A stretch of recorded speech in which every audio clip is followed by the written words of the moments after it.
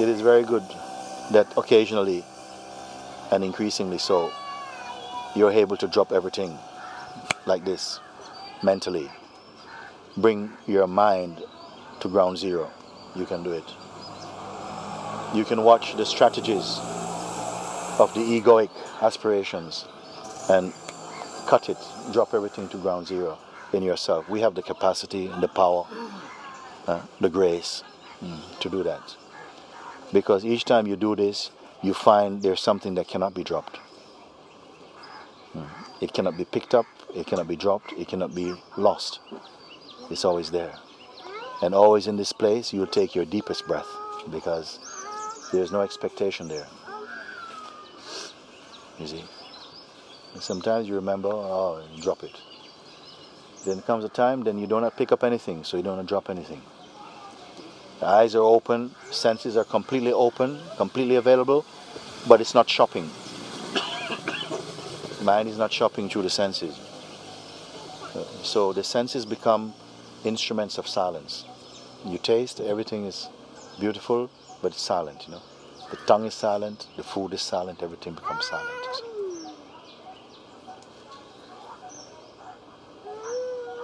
Then you experience somehow intuitively like you're like space, walking through space. I don't know another way of putting this. Some of you know this already. There's nothing in occupation here. It's like space. But it's not blank. There's a serene intelligence, a sensitivity, a beauty that has no form.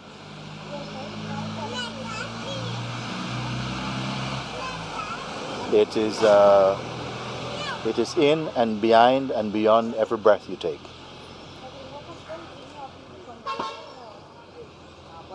It is the one who is looking from behind the eyes. Sometimes behind the eyes there is a conditioned looker. And this conditioned seer is shopping through the eyes. But behind this one, there is one that just sees. And this one is the shine in your eye. This one is the shine in the eyes. The light of consciousness.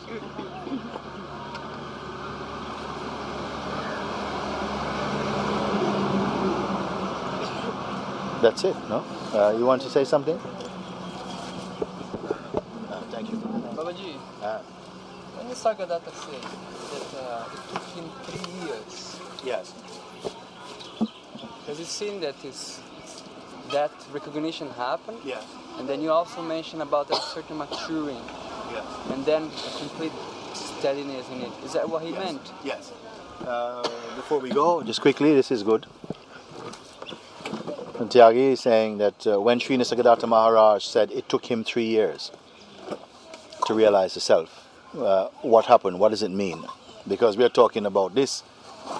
The realization first come. And this is so fast, seeing a shift in perspective, that it's seen that what is here is not the one that has a history, isn't the one that have a birth certificate and a star sign and family and future and all of this stuff. It's beyond this. Pure like space. Then what took 3 years then, you see? What took 3 years is that gradually the beingness, the mind had to stabilize and assimilate completely into this. So that it is not merely held as some theoretical understanding. His entire being was immersed in that understanding. To the effect that the outer life and inner life are one. Just like if the fruit is good, the taste will be good.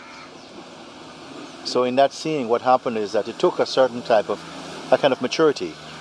That will take its own time. And in each one, it will vary. For someone can come to complete maturity in the space of maybe, 2 or 3 months also. It can happen. Nisargadatta Maharaj, what he say is that my Guruji told me that I am not what I've been conditioned to believe I am. I am the infinite within which even this play is occurring. And I believed him. There was a tremendous power in that belief. But by itself it was not enough. Something else had to follow on from this belief. He himself said that I spent many days, as often as it could occur to me, to contemplate this feeling of I am. Constantly, the feeling of I am was allowed to marinate in itself. It was constantly, he was still doing what he had to do, take care of your children, open your shop, do your business, but every moment that it could, as it flashed in his mind, the feeling of I am, he was contemplating it. He was preventing this I amness feeling from associating with any other feeling. And gradually it came to the point where it was shining by itself, uninterrupted, without any association, without any content like this. And then he said, then I realized the self. This is it. So the first stage is that blast of recognition where it is seen beyond doubt. And this is so important because once this has taken place within, it's occurred to itself that I am that, then the doubt is removed. At least you have experienced the potential. You know that it's not merely theory. Theory cannot give you this taste. So you know this. Thereafter, the mind sometimes comes back very strongly. It's like it's fighting for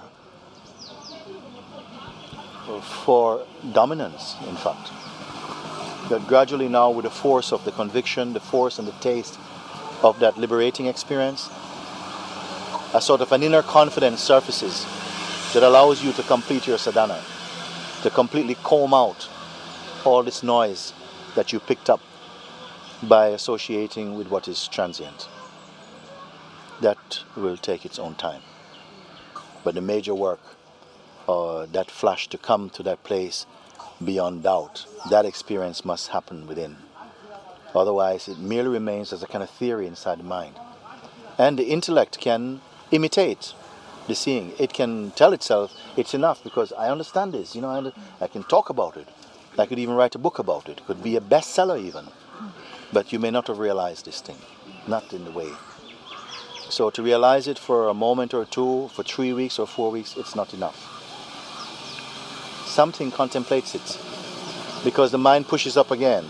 This weed pushes up again, and each time it's pulled up by the root. It's pulled up by the root, and what it means pulled up by the root, each time it's looked, because the force of habit will keep on trying to remind the beingness that you are a person, that you are an object. And because so many times you've believed it in the past, why not believe it again? You see? So each time it comes, something looks and dismisses or transcends this suggestion, until gradually there's no energy left inside the egoic mind. It loses all its influence, and then there's no more unsteadiness for you. It's like you have fallen through a hole in existence, and you're all space again.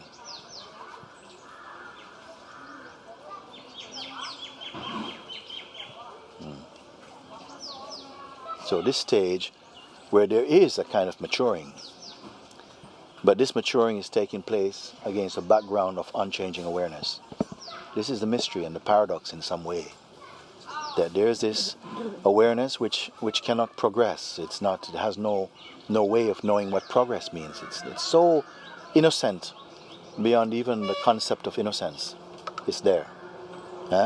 But yet in the dynamic manifestation, the taste of beingness in this body, we will continue going through some kind of mystical refinement or something, where you're coming into deeper and deeper levels of seeing and being, like this. Papaji himself mentioned it, that this ocean is bottomless, unfathomable. This deepening is going on. What a mystery. But from your own level of experiencing, what you will see is when the I feeling arises and it's looked at, what can I be, what is this I searched for? See, everything comes to space. There's no landing place for this question anymore. There isn't a landing place anymore. Presently, sometimes we ask this question in a really authentic way, like searching to find where that I is located within, where that noise is coming from, that pulsation, where is it coming from? And each time we have a sense, a psychological sense that we are somebody. Yeah? And the ego is afraid somehow in us to be so clearly seen that it has no power. It seems as though it's like this. But in that, the depth of looking which is surfacing in you, otherwise I don't think you could be coming to these type of satsangs. If there wasn't something that now has learned not to run away, when you have understood that something wants to run, but that something that wants to run is not who you are, then somehow the courage, if you want to call it courage, remains to complete your inquiry.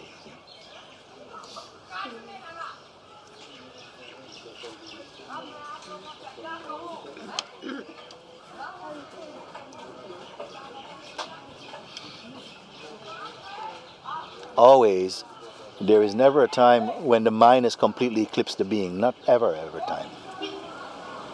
There's always a light of some consciousness is there, the ability to see.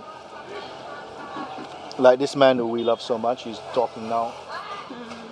Somebody was saying that, oh, he's mad. He's not mad. Maybe a sense of madness, of an uncontrollable behavior maybe is going. But he's there also to know it. Sometimes you just watch and you see that something is happening. Even ourselves also we see that there's a behavior taking place in spite of what you think you want to do.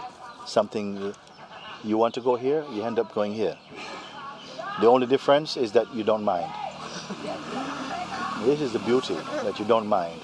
If you do mind, then you start to feel, oh no, life is so hard and these people and yeah. So keep your intentions as sketches and go wherever the wind blows you, knowing that it cannot blow you out of yourself. Nothing can blow, not an atomic bomb cannot blow you out of yourself, if you know this thing. Thank you, Mooji.